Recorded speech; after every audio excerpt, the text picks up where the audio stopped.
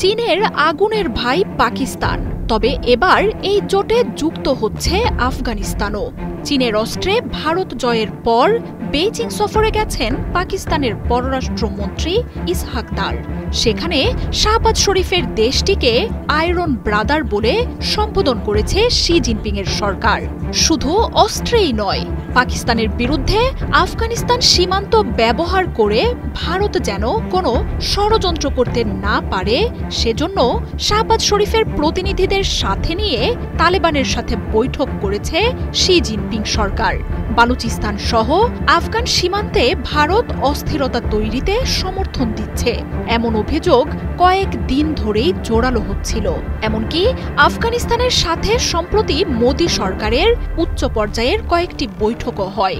কিন্তু চীনের নেতৃত্বে পাকিস্তান আফগানিস্তান ত্রিদেশীয় বৈঠক ভারতকে আরও চাপে ফেলছে।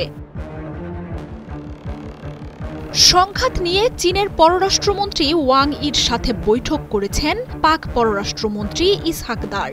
পাকিস্তানের সার্বভৌমত্ব রক্ষায় চীনকে সব সময় পাশে পাবে বলেও প্রতিশ্রুতি দিয়েছে জিনপিং সরকার। দ্রুত গতিতে পাকিস্তানকে স্টেলথ প্রযুক্তির J-35 যুদ্ধ বিমানও দিচ্ছে চীন। ওয়ালটন বিএলডিসি ফ্যান, খরচ বাঁচে 65% পর্যন্ত। ওয়ালটন বিএলডিসি ফ্যান ছড়ায় স্বস্তির সবুজ হাওয়া।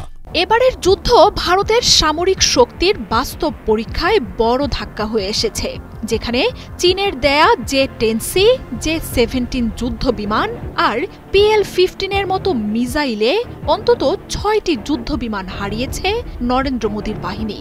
সীমান্তের দুই শত্রু চীন পাকিস্তানের এমন শক্তি আর বন্ধুত্ব ভারতের নিরাপত্তাকেই ফেলেছে হুমকির মুখে।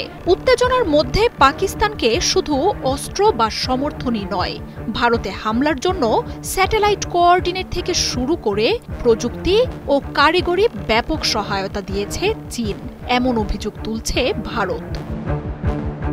ভারতের বিরুদ্ধে সাফল্যের পর সারা বিশ্বেই চলছে চীনের অস্ত্রবন্দনা। আর শি জিনপিং এর এমন সহায়তার পর চীন সফরে গেছেন পাকিস্তানের পররাষ্ট্রমন্ত্রী ইসহাক দার। পাকিস্তানের সার্বভৌমত্ব রক্ষায় সব সমর্থন নিয়ে সব সময় চীন পাশে থাকবে বলে ঘোষণা দিয়েছেন জিনপিং সরকারের সবচেয়ে প্রভাবশালী কূটনীতিক ওয়াং ই। দুই দেশের সহায়তা আর প্রতিরক্ষাও নতুন উচ্চতায় পৌঁছে যাচ্ছে, তা উঠে আসছে বেশ কিছু রিপোর্টে, যেখানে বলা হচ্ছে কয়েক মাসের মধ্যেই চীনের পঞ্চম প্রজন্মের স্টেলথ যুদ্ধ বিমান J-35 পেতে যাচ্ছে পাকিস্তান। শাহবাজ শরীফের দেশটিকে 50% মূল্য ছাড়েই পাঠানো হচ্ছে এসব যুদ্ধযান। এই বছরই পাকিস্তানের বহরে অন্তত 30টি J-35 যুক্ত হতে পারে বলেও খবর বেরিয়েছে। আর J-10Cর কাছেই পশ্চিমা বিমানের ধ্বংস হওয়ায় ভারতের জন্য এই খবর আসছে বিস্ফোরণ হয়ে। মার্জিয়া উপমা, ৭১।